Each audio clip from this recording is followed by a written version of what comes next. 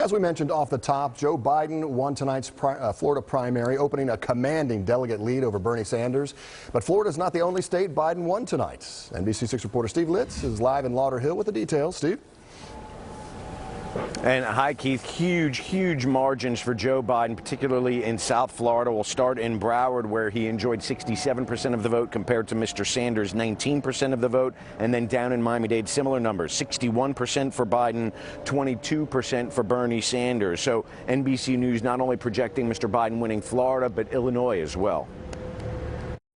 Joe Biden is a giant step closer to wrapping up the Democratic presidential nomination, with NBC News projecting him the winner in Florida minutes after the polls closed. Senator Sanders and I may disagree on tactics, but we share a common vision for the need to provide affordable health care for all Americans, reduce income inequity that has risen so drastically, to tackling the existential threat of our time, climate change. Biden supporter Chris Wills liking the former VP's position on the issues and his electability. He is precisely the kind of candidate that Americans and Floridians in particular will rally behind and help us make sure we take back the White House. Florida Democrats are touting their operation, pointing especially to their numbers showing gains in early voting and vote-by-mail numbers.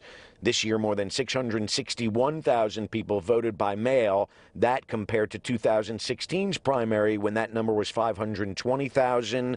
Democrats voting early this year was about 443,000 compared to 2016, when 369,000 Democrats voted early.